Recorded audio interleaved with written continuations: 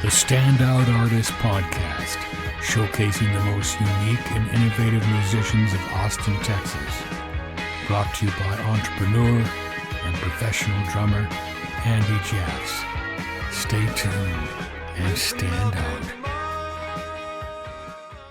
Welcome to the Standout Artist Podcast, the show where we dive into the most unique and innovative minds in the music industry and find out what makes them stand out.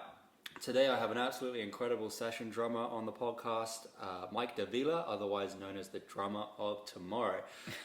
Met Mike, well I actually didn't meet Mike the first time I saw him. I saw him playing with Curtis Lee, which is a soul singer local to Austin as well, just playing across the road here at Lazarus. And Mike was just laying down the groove, and I was just like, fuck, damn, he's great. I didn't get to meet him that time, but bumped into him again at Squatch Fitness Center. Everyone knows where you're going to work out now. They're going to be following you around. Got to talking in the sauna, and just sounds like a guy that has many amazing stories and a lot of wisdom to share. So got him on the podcast. We're going to get into some stuff today, talk about what it's like being a professional musician, and a bunch of other cool things that are not to do with music as well. So excellent to have you on the podcast, man. Yeah, thanks for having me. Yeah. Man. Absolutely. Yeah. Have you ever been on a podcast before? Man, no, I have not. This is my first time, so sorry if I'm a little awkward. Yeah, to all you other podcasters out there, what are you doing to get this guy on the podcast? But dude, yeah, it's great to have you on. Yeah, I'm glad we finally got to lock something in. I know we've been trying to work something out. Yeah, dude, you've been a busy cat, so I'm excited to kind of dive in, and it's been cool because, you know, you keep popping up on my fucking newsfeed, which is great. It's good because you post way too much. No, I definitely want to get into that as later on in the podcast. But first, just let's talk about a little bit about when things started to go pro for you, like full time. Because you said you're a busy cat right now, playing with a lot of different people. But when did things move into like a professional full time career for you? Well, I mean, just to backtrack a little bit, I've been playing drums since I was 2 years old. So that's when my grandparents got me my first kit when I was 2. Yeah. My dad was a pastor at that time, and I pretty much started playing in church when I was 4. Yeah. Till about 15. I also did marching band and all that fun stuff. I dropped out of that in 10th grade. I wasn't feeling it. But let me see. I actually decided to pursue music the day of graduation.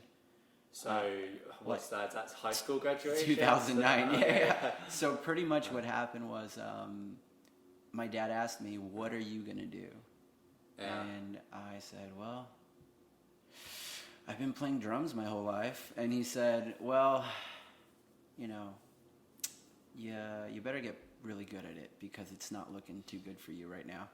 And I decided to commit my life to practicing. And I'm not joking. I think from that day forward, for about 4 years, I practiced 8 hours a day every single day. And I was like, well, let me get really good at this then. And I just decided to start pulling books out and just diving into, pretty much what I told myself was, if I sit behind the drums long enough, I'll get really good. So I just committed my life to practicing. And I was living in California at the time in Desert Hot Springs. And we moved to Kerrville, Texas in 2009. And by then I was on this like insane schedule of just practicing. Yeah. That's a really interesting thing to hear from your dad, which is kind of nice as well. I also kind of had a little bit of a dad that, definitely pushed me to put in some hard work, which is, it's a great thing to have. But what was like not looking good at that point? Were you just not playing with people? I had only played in church. I had never played with anyone. To be honest, I actually never played on a stage or with other people till I moved to Austin. So this is about when you're like 18, right? This is I'm about 17. So 17. Yeah. Okay, cool. So to be honest, like I never played with others till I moved to Austin. You were just playing, I just played in church. Like And that's it. Huh. So it was funny because like I committed my life to practicing and developed all these tools within drumming. Yeah. And then when I moved to Austin, I didn't know how to play with other people. I needed to learn fast. I didn't even know what a blues shuffle was. Like, I literally just threw myself into this scene and was learning on the spot. But then again, too, I mean, so I was living in Kerrville and, you know, going through my whole crazy practice routine of 8 hours a day or whatever. And there was a competition that came up on the Modern Drummer magazine. I would go there every month to this place called Hastings. It was a bookstore. Yeah. And I'd check out the Modern Drummer magazine every month. And on the back page, there was a drum competition that Mapex, Vic Firth, Remo, and a couple other companies put together called Drummer of Tomorrow. That's actually where my handle comes from. And what they did was you needed to submit a video. This was the first round. You needed to submit a video, and then they were going to have some people judge your video. And that's all I thought it was. Told my dad about it, and he's like, "You're going to do it." And I kind of chickened out. I was like, I don't know now, because they're going to judge my video. And one of the nights I was practicing, he just showed up with the camera. He's like, "No, we're recording this today." I'm like, "I don't have a solo." He was like, "Well, we're going to make one up then. Like, we're going to get this done." And I'm like, "All right." I was already late to the competition. Yeah. So there was already 900 videos. There was a ton of videos up there already. 900 different drummers? Drummers, yeah. There was a lot of drummers that uploaded their stuff, and the deadline was right around the corner. So when I found out about it, it was pretty late. I was pretty late in the game. But we put a solo together that night and uploaded it, and the following day it was like the second most watched video. Fuck. So I was like, all right, cool. Let's see what happens. It ends up they were going to pick 14 videos, if I remember correctly, 12 or 14 videos. And from there, they flew us all out to Nashville for another round. So we went to Nashville and did a studio session. And I'd never been in the studio before. It was it was very, I didn't know what to expect. But, they gave us all the rules and what we're going to do. And I did research on all the other drummers. And I realized that what they had on me was they all produced their own tracks. And on the email they said, if you don't have access to doing that, we'll provide you a track. Okay. So the tracks were very cheesy. I can imagine. They were so cheesy, and I was like, all right, no one's gonna pick me because I only play drums, man. So I emailed them back. I was like, hey, I have this idea. Can I do a solo first, and then can I get into the track? Yeah.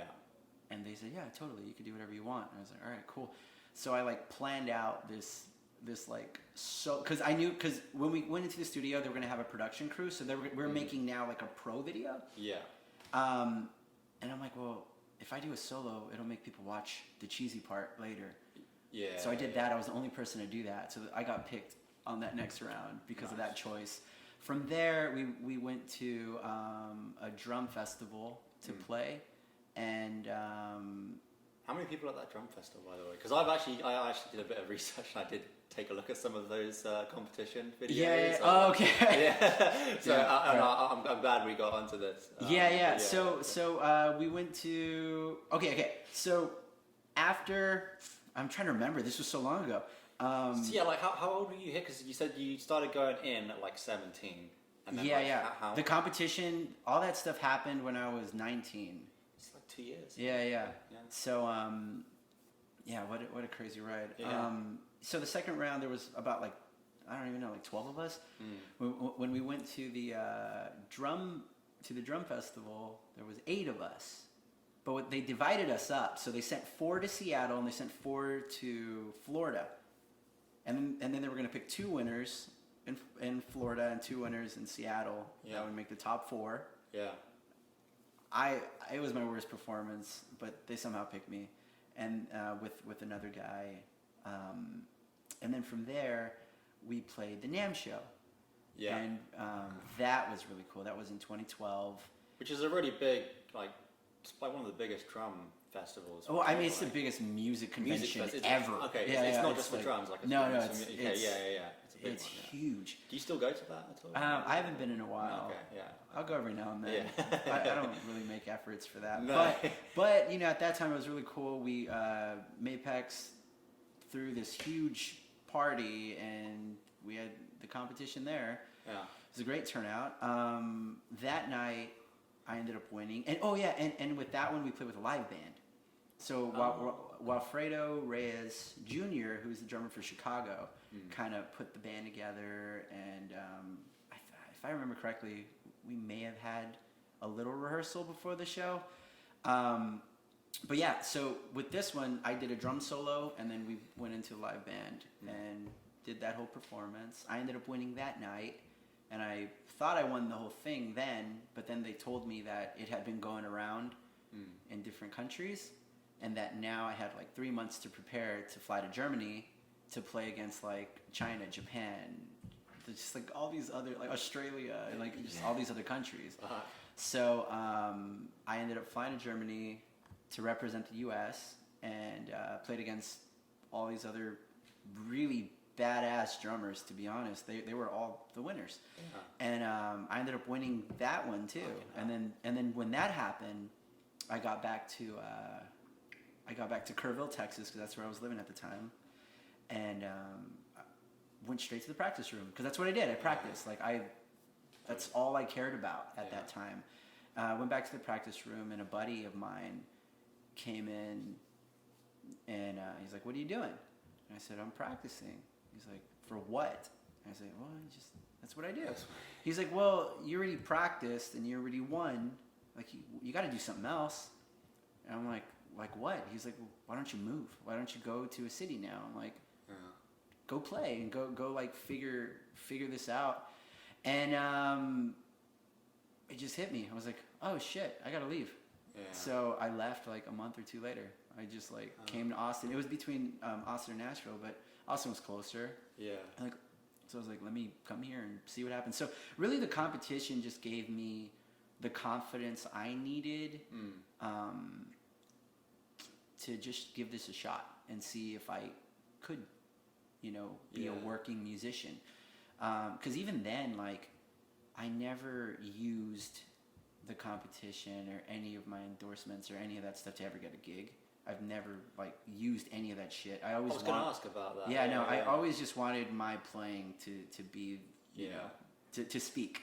And it didn't really lead to any like without you trying to push anything, nothing kind of came of that in terms of gigs, connections. Not necessarily gigs, definitely connections and relationships that I still have now, with other drummers and other musicians in the industry.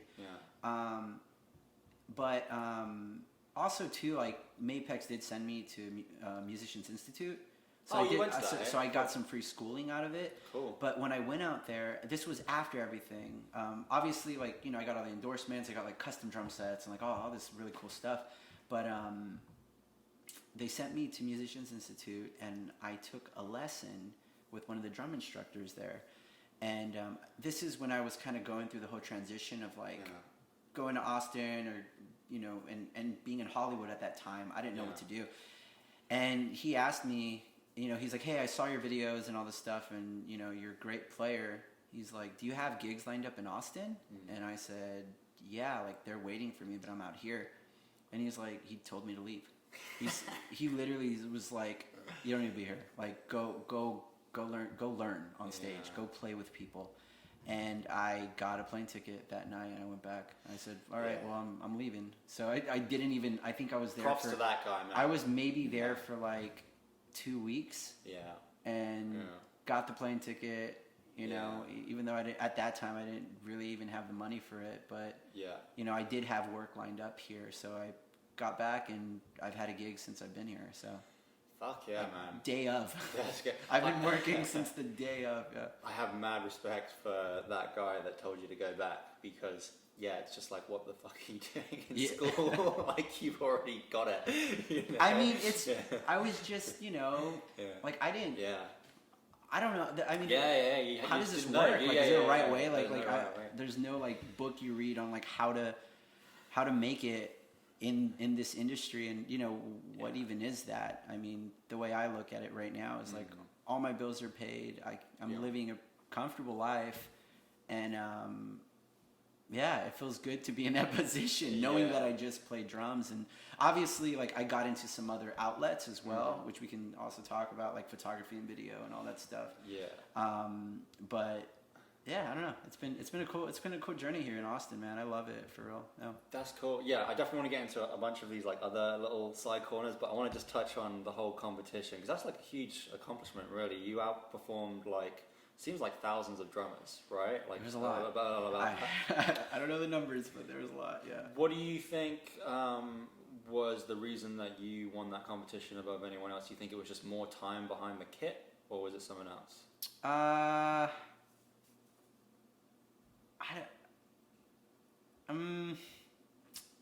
I guess, I mean, even when I talked to some of, the guys, yeah, don't feel bad to throw when it came down to it, like, I knew that a lot of the other players were going to do fancy chops and like they were going to overplay the tune a little bit because it's a competition. And I decided because we had a drum solo 2 play already, that's where I can showcase all of that.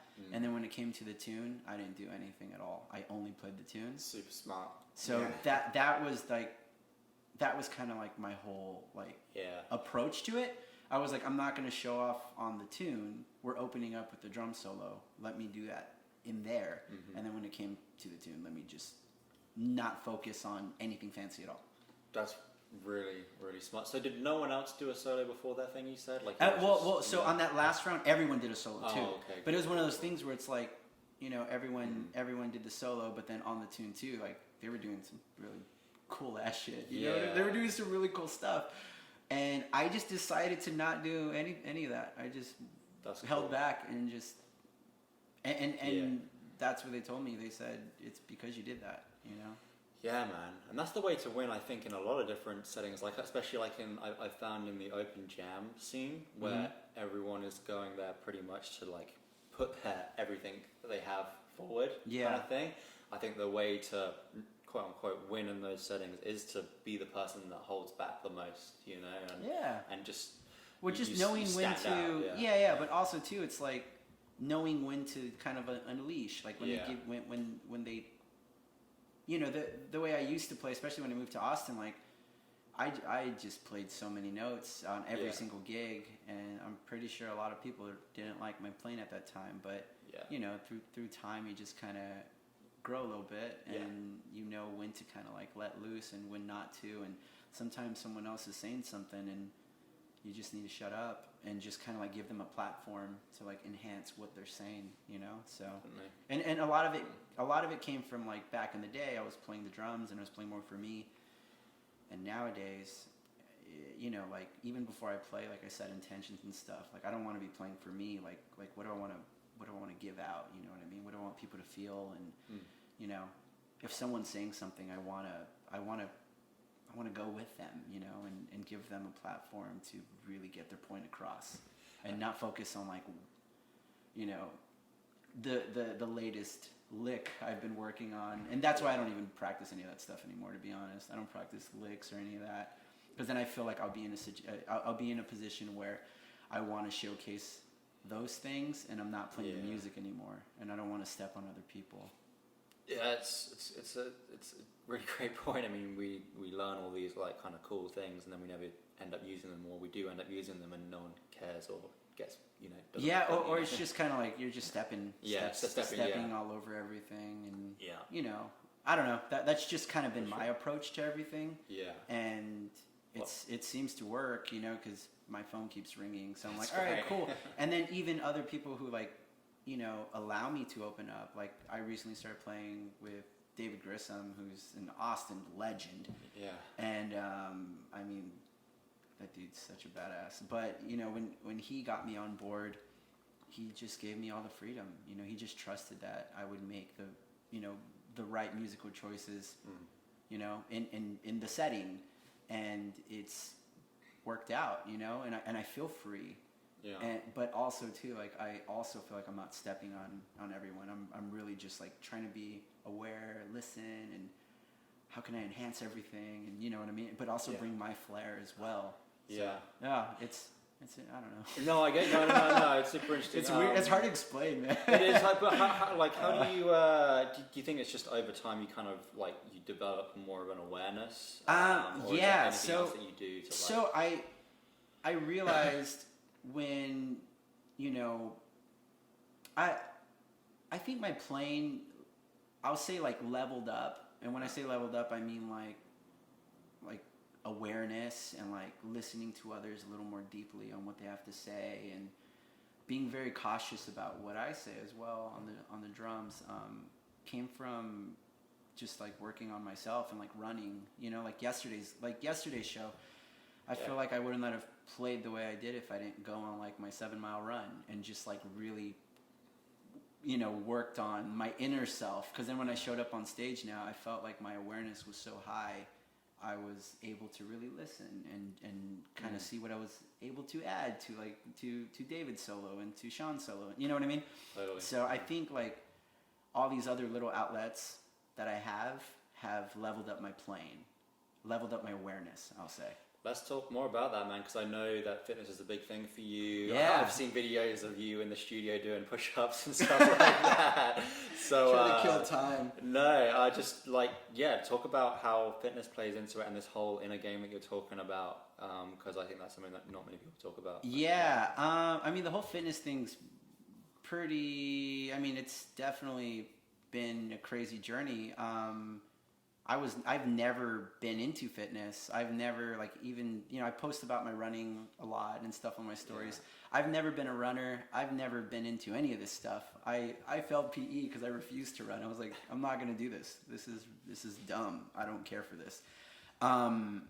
But I moved to, you know, I guess I'll backtrack a little bit. I moved to Austin, and I kind of got involved with partying and stuff, and that's really what happened. Yeah. I mean, I had never drank, even in high school. Like, I never partied. I never did any of that stuff. I was always a rebel. I did some weird stuff, but I get it. So good. But I never cared for like, you know, drugs and alcohol. And when I was 22, I got way more involved with that, and to the point where it just like I identified myself with alcohol, and it got to a point where like people didn't know when I was drunk or not, and I developed bad habits where before I played I needed 5 shots, and I just like really dove into not caring, and I hurt myself and a lot of people through the process. But you know, when I decided to make this lifestyle change, you know, you're gonna get rid of all the bad habits, pretty much all the bad habits that I had with alcohol. I needed to replace them with some different habits, which, you know, usually is like fitness, you know, and I was going to the gym and being, you know, just being more active. And was there anything that like sprung that at all, like getting into fitness, or was it just going down the drinking too much hole? Yeah, I mean, that's like a whole insane story within itself. I mean, once I quit, I feel like, you know, when most people that quit, I feel like they do get into fitness or something, right? I don't know. Yeah. I mean, it's a good reason. Yeah. Yeah. And so I was going to the gym, you know, just to like move around a little bit. Yeah. And I was also 85 pounds heavier too. I saw the videos. You look completely different. He's very good looking, by the way. I know you can only hear this, guys, but like he's done well. It's all good. Yeah, go you ahead. know, so I was going to the gym, and then everything closed down because of COVID and, you know, all that stuff. And that's when I got into running. So my ex-girlfriend was kind of seeing I was struggling because I didn't know what to do. The gyms were closed. That was my new habit. I didn't want to fall back into, you know, what I usually what I used to do. Yeah. And I guess I was just complaining a little too much, and she was like, "Why don't you go for a run?" And I said, "That sounds terrible. I don't want to do that." Wow. So she convinced me. I went for a 2-mile run, and I realized that I'm really bad at running. I don't even think I was able to do the 2 miles, and I got so irritated that I committed my life to getting better at running that day. I was like, I'm gonna get better at this if I like it or not. And the year of 2020, I put a challenge together where I ran, depending on what month we were in, I ran that many miles every other day. So you know, everything shut down in March. So I started off with 3. I was running 3 miles every day, and I ended the year running 12 miles every other day. Shit. But I also needed to run in between as well. So I was doing like 5 miles. So it was 12, 5, 12. Yeah. I put this insane challenge together just to like trick myself into long distance running. And then, that's kind of like how it started. Yeah. After that, I ended the year with a marathon. Full marathon? A full marathon. Wow. I didn't sign up. I just went outside and did it. Oh, and I did all this running too. You did a solo marathon. Yeah. I've done a couple. I did all this running on a dirt track. So I literally was just running in a circle. So like that month of December, I was running 12 miles on a dirt track every other day. And I ran about like 2,000 miles on a track. And then I realized running was real. So then I decided to change up my route. Well, tell us a little bit more about like what happened, because I mean, obviously you found something was working. Yeah. And what was that thing? And It was running does suck, but once I started, once I conditioned my heart and I was able to breathe slower and I wasn't hyperventilating, after an 8-mile run. Once I pretty much got in shape, I remember going on a couple runs and I would just zone out. And I was just like, I got into like this other state where I was thinking about like people I've lost in my life and like, relationships that have gone sour, and like I started like thinking about what I can do better, what I suck at, and I don't know, just like it kind of threw me off because I was like, what is happening? Like, am I high? Like, what is happening? Then I'm like, oh, is this the runner's high? Like, what is this? I'm like solving problems. And then I realized that, this is something I need to process life.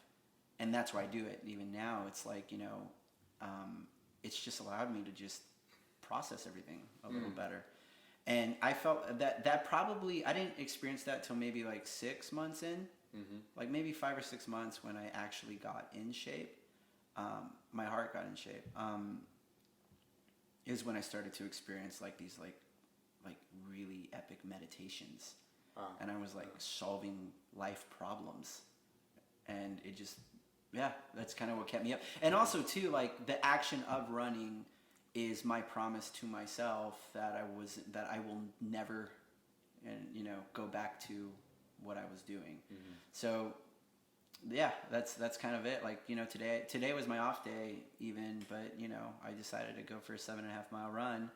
And even though I didn't want to do it, and I have every excuse to know that, Wednesday's my off day, I was like, man, like this is like, I'm going to do it. This is my promise to myself that I'm not going to go back to the way I was living, and that action, keeps you on track. Yeah. It does. And how has that affected your playing then? Man, I feel like it's just brought more awareness. Like, it's helped my dynamics. It's helped me listen to others a little better. It's helped me be less selfish in my playing. It's just opened up new doors within myself. I don't know. It's weird, but I never thought that like running would do that, but it does, and I can tell the difference when I don't run and I play. I can tell that I'm playing more for myself, and there's like little things in there that I'm like, I don't know, I don't like that. It makes me more selfish. No, that's really interesting. So what do you think it is about running? Do you think it's just like when you reach a certain pain threshold, it humbles you? Is that kind of what's going on there? Like, I have no idea. I mean, I don't know. Personally, like, I really don't. I don't know. Because this is just kind of fascinating me a little bit. I've been feeling a little bit weird today because honestly, every goal that I set at the beginning of the year, I did, and I've gotten to this place where I'm a little bit comfortable now. Yeah.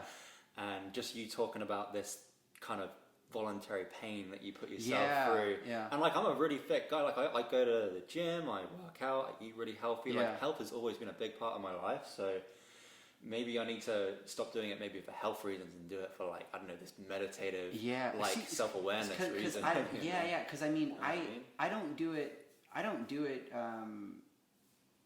to like look a certain way, or like I don't really look at it that like that. I gave up on that. It's so empty and it doesn't push you very far. I just I don't know, because like I can go for like a 2 mile, 3 mile run and come out the other side super confident. Be like, yo, that was a sick pace. Like, I don't want that. I want to go for like a 7 or 9. I want to fall apart, and I want to just marinate in that. You know, I guess I've somehow been able to find purpose in my pain, and I really enjoy putting myself through that. Yeah. And I also do these like voice memo, like journaling. So usually on the last mile, I turn on my voice memo, and I'll... You're kind of like talking while you're running? Yeah. So I'll, you know, because like through the run, I'm gathering all my thoughts, and I'm thinking about life and all this stuff. Or, and when you're going on a long run, I reached this point where I'm like, well, why do I do this? You know, like a 2 mile run, you just knock it out. 3 mile, knock it out. But like when you're going on a 15 mile run on like a Thursday for no reason other than to do it, and you know you're probably not gonna be able to walk for the rest of the day, but I have a gig that night and I have a full day still. Yeah. You know, why are you doing it? And I get to gather up my thoughts and find all my whys and record them, and that's what I do every day, pretty much every day. Do you listen back to them, or is it just more so you? So I do listen back to them every now and then, and there's some good ones. I'm like, whoa, that's really cool. I like where my head's at right now. That seems really cool. I've been working on this like project as well, where I've been documenting. I document a lot of my life, so like I have like video journals, voice memo journaling. I record a lot of my gigs, records I've been on, just like random photos and videos, and it's all on my external. I just have this library of just like me, of who I am and what I do, what I've done, what I'm working on. You know, we never know what's gonna happen. But you know, for sure. You just kind of keep it to yourself, like, I keep it to myself. I have like so much stuff that I document that I will never share. But it's really just this like I guess project I took on when my grandpa passed. He was also a musician, and he documented. You know, he has records, and when I worked on his funeral video, it was so cool. It was a great experience because I got to listen to all of his music, and you know, I have everything saved, and it's really cool to go back, and when I miss him or think about him, I'm able to pop on one of his tunes, and it's like he's here. After that, I made a promise that I would document as much as possible of my life. So if anything ever happens to me, just open up the damn external, and you'll see everything. Like video journaling of just like me being in like every state possible. So I've been documenting all that, and it's been cool. That is cool. Yeah, I kind of wish that I documented a lot of stuff that's happened to me over like the last 5-10 years. You know, just so much has happened. It'd just be cool to kind of have a little bit more of a recording. Of those things. I mean, I just started about a year ago when my life took like a really big detour, and I was like, man, like I'm definitely in a position where, you know, things could get bad because, you know, life was going a certain way, and even though I made all the changes, like I still lost everything, and it was a really cool experience because I got to ask myself, so what are you gonna do? And I was like, oh, this is dope. This is a really cool test, and it's been cool to kind of like maintain all of my habits still. And I was like, well, let me document all this and let me talk, and you know, so I can go back and remember. Have you ever thought about doing maybe a podcast about this sort of stuff? Like share a little bit, like just you on your own talking about like your stuff, you know? Like, like that would be cool because I don't know. I'm personally finding this pretty fascinating. Like just the stuff that you're doing. Thanks, man. I'm learning a lot. About I definitely haven't thought about it. I've been like, you know, I don't know what the future holds, but I've just kind of been my thing right now is like, you know, I made these changes in my life, and the quality of life has gotten better, and you know, I'm just walking the walk. I just want to continue to walk my walk, and it's for your own personal growth. And you know, whatever comes out of it, it'll happen when it needs to.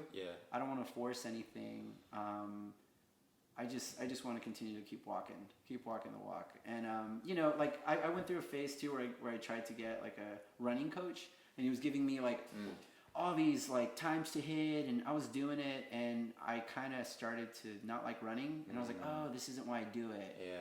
You know, so I dropped that, and I'm like, no, like I don't want to go on a 4-mile run today and like beat this time. I can do it. I want to go on a 10-mile run today, and I want to like marinate in my thoughts, and you know what I mean, like I wanted to hurt a little more. Totally, man. And I think, you got to really be careful when you set goals, because if you're someone that is used to like achieving goals, then you got to be careful about which ones you set. It's like, you will hit it. But is that really what you want to be doing? So that's also a double-edged sword, because you know, anything I'm into, I'm going to be 1,000% in, and I can burn myself out. And I do experience that every now and then. I have to remind myself, hey, like you need to chill out, because I will go until I can't go. Just because I know I can. You know what I mean? And like I'll find any reason. Like I've even tricked myself to like, you know, right now this loop that I run, it's a 5-mile loop. So it's a 5-mile lap, and I just come up with all these little tricks. So when I wake up and you know, if it's like a day, like a low run day, and I'm like, I don't want to do this, or if it's an off day, I don't want to do this, I'm like, you can run one lap. You can run one lap, but the one lasts 5 miles. So it's just like, dude, you can run one lap. So I'm always tricking myself, and I have to be careful, because like I can burn myself out. I mean, that's what I did with alcohol too. Like I literally, like I've always been challenging myself. People have asked me, like, you know, when did you discover this whole like, you know, like you challenging yourself, and because they see it with running. I'm like, oh, I did it with alcohol. You know, my thing was just like, can I drink 12 shots and get away with life? Like, you know what I mean? Like I was still like always challenging myself, but I was just in a different lane. And you know, now I'm doing this running thing. That's amazing, but I have to be careful. And there's days I have to stop myself. There's days I'm like, yo, chill out. Like you can't. And I'll go through my whole mental thing. I'm like, you know, it's so dumb. Like, what are you doing with your life? And just, yo, chill out. Like just you know, clean the house. It's fine. 100%, man. But I'm aware of it, you know, because I don't want running to turn into what I did with partying and alcohol and all that crazy stuff. I really like with the whole alcohol thing how you found a gift in it. You know, it's like this thing that was destroying your life. You found, oh, I'm just really good at challenging myself. I'm just challenging myself at a thing that's destroying me. Exactly. You know? Yeah. It's like I think most people, if they can look at stuff that maybe is like destroying their life, just be like, well, okay, what are you doing there, and how can you use that gift for something else? I've chosen to take the route of like, I don't know. I don't think I wasn't addicted to it. I developed bad habits with it. Then I identified myself with it, and now I choose to identify myself with some other things. And actually, really, I mean, it really helped out when everything closed down, because once the world shut down, it hit me, and I got kind of like sad, because I realized I was just a drummer, and I was like, this is lame. What else am I? Like, how am I just a drummer? And that's when I started to, you know, get into like photography and video and, you know, all these other different outlets like running. And obviously I did have friends that planted the seeds, but I kind of took it on as in like, yo, I don't just want to be a drummer. Like I want to be something else, you know, I want to be not just that. It really bugged me knowing that I was just that. And now like when I put energy into these other outlets like running, photography, video, you know, I feel like it enhances my playing. It enhances my drumming. Because you have other, like, kind of having like contrast in your life a little bit. Different perspectives. Yeah, I can see that. And what do you think it is about having like these different things? Do you think just like going through like a learning process with something, or like, you know, engaging with something else just teaches you lessons about the drumming thing? Because if you're always just doing the drumming, think so. you kind of miss the lessons. So like my artist relations manager for Mapex, he's no longer with us. Joe Hibbs, that dude's awesome. Love him, miss him. He would check in on me, and he'd give me a call. He'd be like, "Hey, Mike." I'd be like, "Hey, what's up?" And what are you up to? Yeah. I'd say, "Practicing, just trying to get better at drums," and just wouldn't shut up about drums. And he'd like stop me and be like, "When's the last time you saw your parents?" It's been a while. It's just I've been so busy. He's like, "Well, you should take a couple of days off and go see your parents." I'm like, "Dude, like, what are you saying? Like, I'm trying to make it. You know what I mean? It's like, what advice is this? Or like, when's the last time you like read a book? Went to the park?" And I just, I don't have time for that. Yeah. And he would always just keep saying those things. And now that I'm older, it just makes more sense. I'm like, holy cow! Like, going and visiting my parents and working on my relationship with my parents and with my siblings and with other people and with myself, that enhances the playing. Because like, I still practice as much as possible, and I put in a lot of time in my younger years. But now that I'm working on myself, it's enhancing the drumming like in an insane way.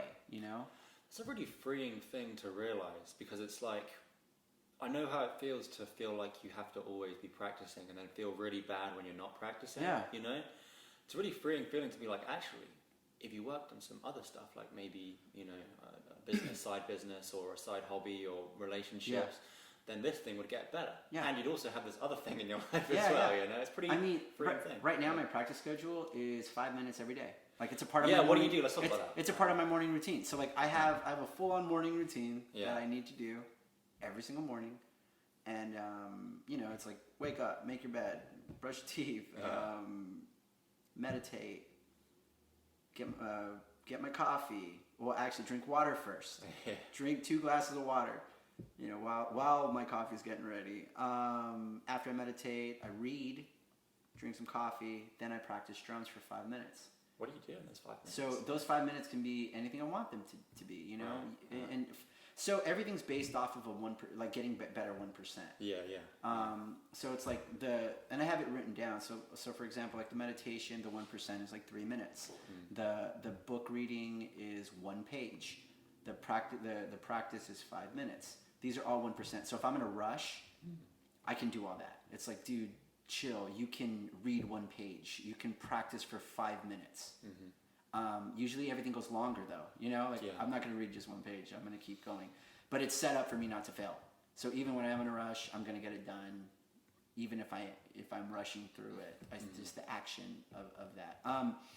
So those and sometimes those practices are 5 minutes, but it can really be anything. And right now it's just like, I have a lot of vocabulary, so it's just really just getting everything moving. Just getting everything moving for the day. Just like flowing, working out different rudiments, and it's very quick. It's nothing crazy. And then I just go about my day. Then I go on my run. I end the morning routine with my run, and then cook some food and go about my day. And obviously, if I want to practice more, I can.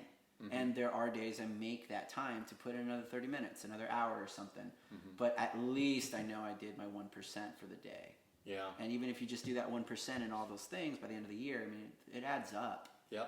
Rather than just like sitting there and putting 8 hours in because you feel like you haven't practiced enough, and you're not going to get anything done.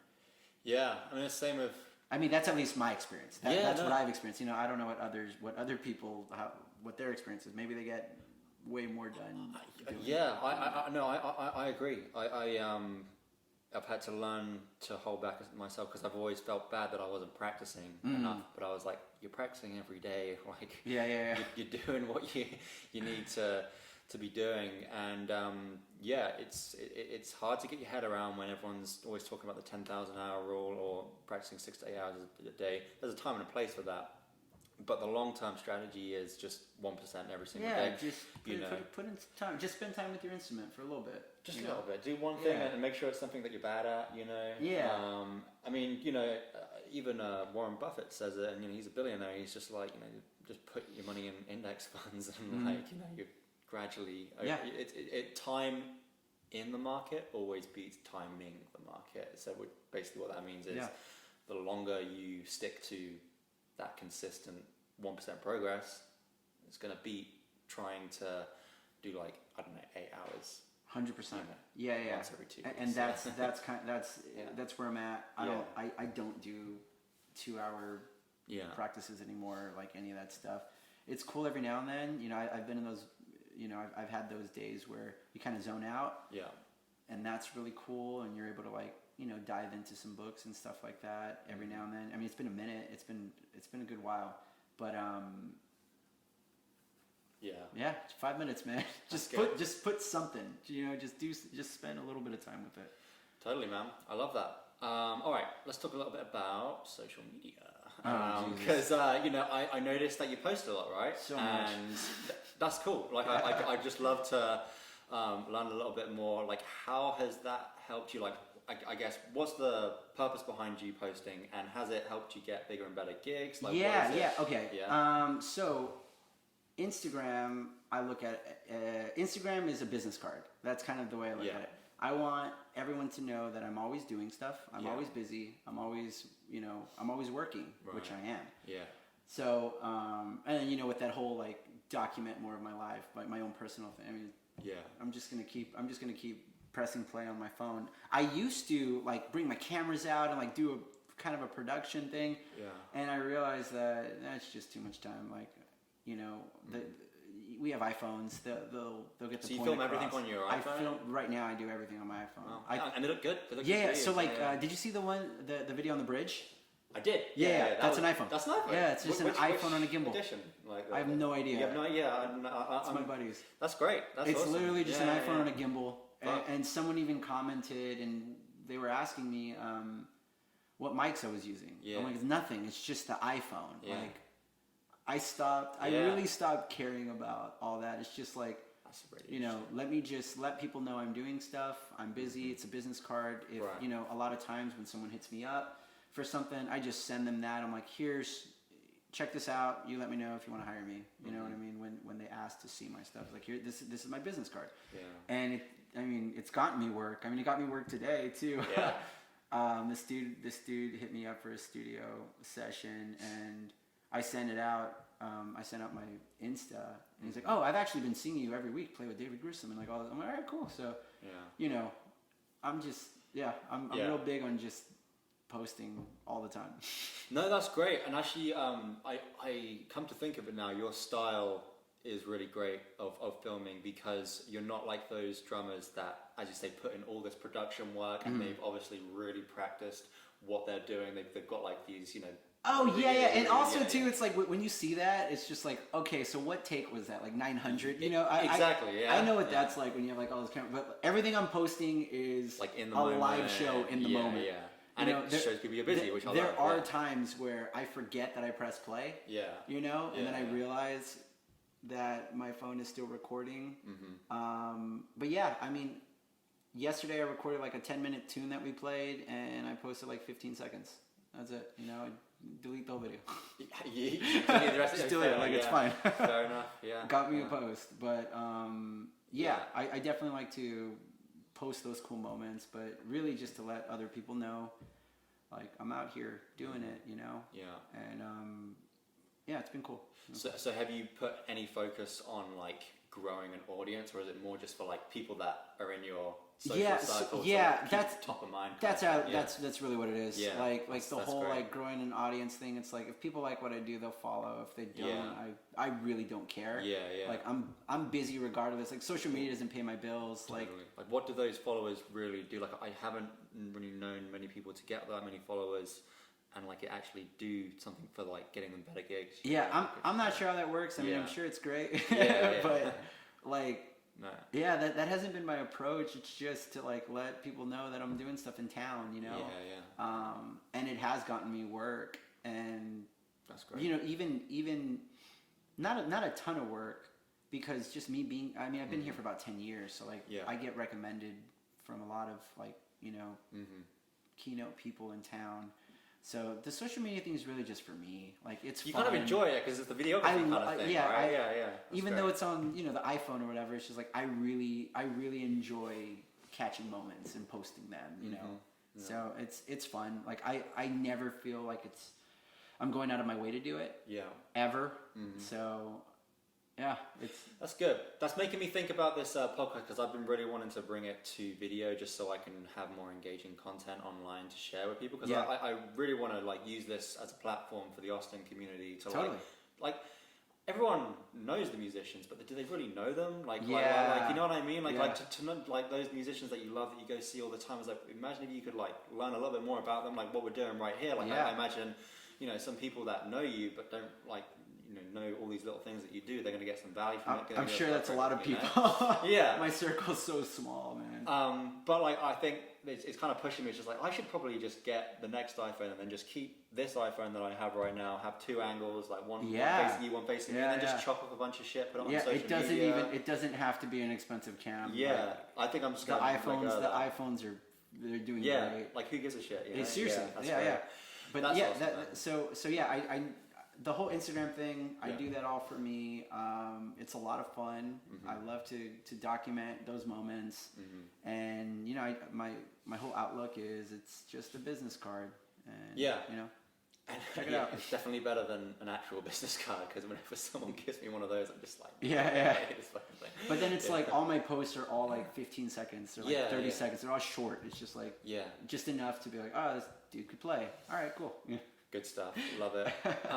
What would you say going into like your career right now? Because you've been a full-time musician just pretty much ever since you decided to become one, which is awesome, right? Yeah. But like, what percentage of your job would you say is really enjoyable to things that you actually don't enjoy doing? Like, let's talk a little bit about that, like the dark side a little bit. Well, I feel like right now there's no dark side. There was. I was jaded for a couple years. I was like committed to like, you know, doing the wedding band scene and corporate and all that stuff, and I was like the guy, like on contract and stuff like that, and it was cool because the money's great, but it was really soul sucking, and I found myself just like really hating my drums, really hating music, and I was like, wow, I put in all this work and like for this, like this is the winning prize, like this is lame. Like I don't even want the money. Like screw the money, dude. You know. So I decided, you know, when I made my lifestyle change, to make changes in every aspect. So what are the things that aren't making me super, super happy? And I changed those. So I left all that stuff and ended up joining like 7 bands to like, you know, make it work. But it's there right now, there isn't a dark side. Everything's working out. Everyone I play for is good at what they do. I have high respects for them. It only took like 8 or 10 years to get to this position where like I don't. I mean, I think I made a post a couple weeks back that I like fell in love with drums again. Nice. You know, it finally hit me. I was like, wow, I play with some of the best musicians in Austin, and you know, looking at like my schedule, it's like, whoa, I'm insanely busy this month, but like, look who I'm playing with, and like, I like them. I'm a fan of all these people. This is awesome, and they're my friends, you know. Yeah. And we're making money together. Like, there's no suck. Like, So right now, there's no dark side or anything like that, and it's been cool to know that I'm able to make a living without traveling and just being in town. So you just, all your gigs kind of in town? Everything's right in town. Yeah. Because, and I mean, I've gotten hit up to do like some travel stuff, but if I'm gonna make more in town or just as much, like I'm gonna stay in town. I don't want to jump in a van. Nice. And because I believe in someone's music, like I don't want to do. Like I did that in my 20s, and that was a lot of fun. I have great memories, and I got to like travel overseas and stuff like that. But I'm real picky. I'm really picky right now, and if it's gonna like really mess up my health, I don't want to be a part of it. You know, if it doesn't make sense for me to travel, I'm not gonna do it. Yeah, that seems like a compromise that I'm not sure if I would be willing to make with touring. It's like, gotta eat shitty food and always be tired and and stuff like that. It's it's a hard trade-off to make. You know? Yeah, totally. Yeah. So if it makes sense though, Yeah. and if it's something that where I don't have to be in that position, where I Yeah. don't have to be stuffed in a van, I will 100% Yeah. consider it. But right now, I really like the setup of just like occasional travel Yeah. and That's really great. just staying in town. Yeah. Kind of sounds like the position you're in right now was quite a conscious decision as well. Like you said, you went down the quote unquote wrong path where you were doing the functions and the weddings and stuff like that, hating it, Well, I mean, not hating it, but like, yeah. I never necessarily hated it. It just like it put me in a position where I just felt like I was so busy, and I'm very very thankful for that. To be honest, like I learned a lot from those gigs. But I just wasn't able to play original music, and I wasn't able to play with all the people I was a fan of, and my phone just stopped ringing because everyone just knew I was busy with this other project, and I don't know, just it kind of bummed me out when my phone would ring and I wasn't available. Yeah. Because I had this wedding to be at or something like that, and. So you just realized that and kind of took a step back and then reconnected with people. Yeah, that you wanted to play totally. with. That was, yeah. That's cool. And really, like it all fell in place pretty organically. Like I didn't make a call or like, hey, by the way, I need work. Like I've never had to do that. I just maintain relationships, and friendships, and that's what the whole business is made of. Yeah. Friends. No, totally, and just like checking up on people and just. I don't know, just showing some face every now and then. Dope. So, yeah. That's great, man. So yeah, maybe talk a little bit more about who you're playing with right now. I mean, not to pick any favorites, but like, is there anyone that you're super stoked about that you'd like to talk about? Okay, so what's really cool about the people I play with is they're all different styles of music. So I don't even have a favorite. Like they're all my favorite. And I know that sounds cheesy, but I mean they are, because each group, and in each group I have to play a little different. And that makes it fun. Like I play with this artist from Ireland, Andrea McGee, and with her I don't play any cymbals. I just play hi-hat, rack, floor, snare, and that's like cool. Kick drum. Yeah. And that's the gig. And that's really cool because I get to approach the drums a little differently. And we also do like drum duo stuff, and that's such a fun one. And then then I play with like this artist Daniel Fears, who's like more R&B and soul, and that's a completely different approach. And then I play with Dave Scher, who's like blues rock, and with some improv in there too. And just each project is different, and it makes it a lot of fun. Or like with David Grissom, it has this like blues rock vibe, but then we open up into like this fusion, like jazz fusion, thing. So each group has something special, and I have to change my settings and make these like little minor tweaks. And then also with my band, like I have my band Open 2.0 with talk about that. with my friends Matt Mueling, Christina Steele. Yeah. And I don't even know what that style is. It's like I don't even want to call it prog rock. It's like, but it's more of a rocky progressive, kind of classical. I don't know what it is. Yeah. Very hard compositions though, and for that, it's like I gotta play way different. You know what I mean? So I'm always changing my settings with all these groups. And we did a show actually for Black Fret. The bill was my band Open 2.0 and then Daniel Fears, and I was playing drums with both acts. Oh. And that was insane because the first my band we're playing like crazy odd meter stuff, and they're just insanely like complex compositions and require a lot of energy and insane notes and soloing and odd meters, and I don't know. And then I played with Daniel, and it's just like really like dope like R&B grooves and stuff, and the audience was like, holy shit. Like, That's cool. You can do all of that. So yeah, each group has something special that I love, and yeah, it's great. I dig it. I really dig all the people, like all the musicians I'm associated with right now. That's a really cool place to be, man. So What would you say if there was some advice you could give to musicians that are wanting to get to a place like that? Like, what's the 1 to 3 things that I don't like telling people. I don't like telling people how to live. But maybe the 1 to 3 things that have really helped yourself. Yeah. Yeah, I think I like that better. I never want to tell anyone how to live. Like, do your thing, live your life, do whatever you want. I get it. Yeah. But I mean, what's worked for me really is just putting energy in other outlets that were not drums and not music related, and also just continuing to work on my inner self. Those are the two. Those are really the 2 things that I feel like have helped me a lot. And when I started doing that, the gigs got better. I was able to charge more. Things have just like worked out, you know. And I'm just going to continue to keep doing that because it's working.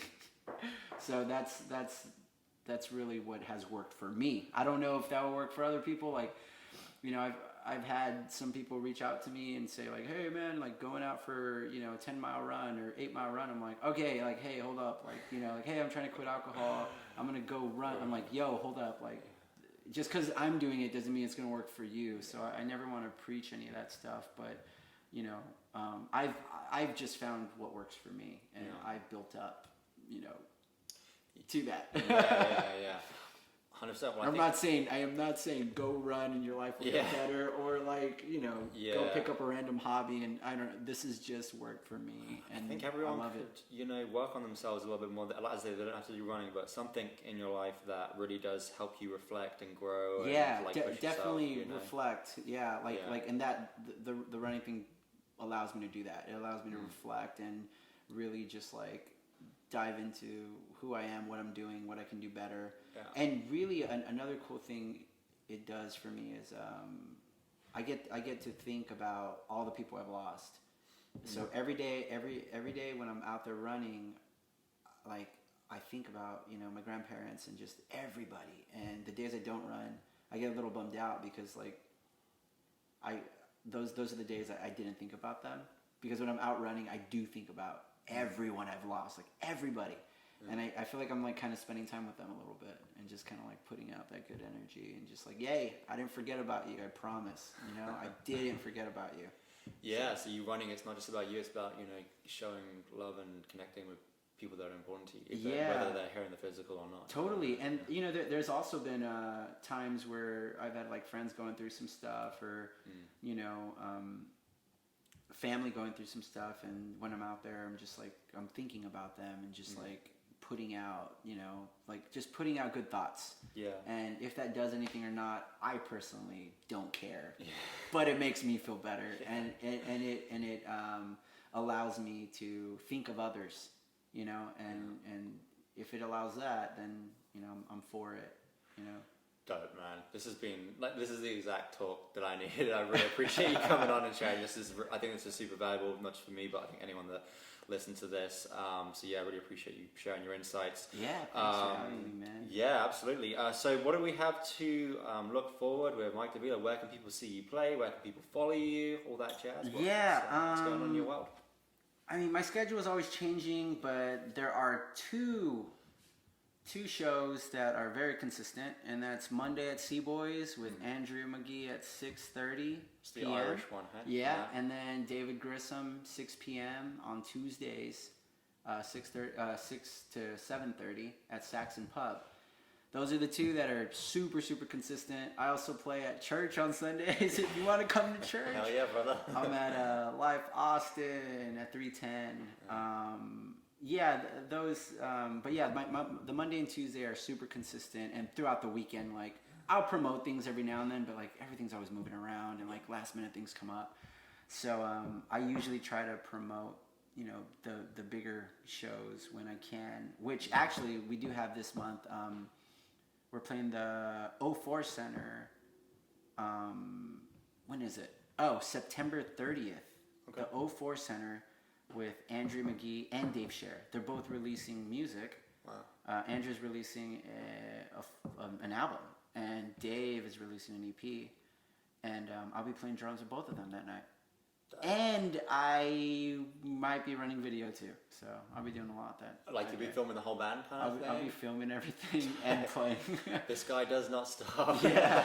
That's dope as fuck, man. Yeah, guys, check him out. It's Drummer of Tomorrow on Instagram. Is there any like underscores or No, dots, it's just anything drummer like of that? tomorrow. Yeah. Saxon Pub on Tuesdays, Seaboys on Mondays. Yeah, absolutely incredible drummer, even more incredible human being. Thank you for coming on, and Dude, catch you thanks later. for having me. Cheers.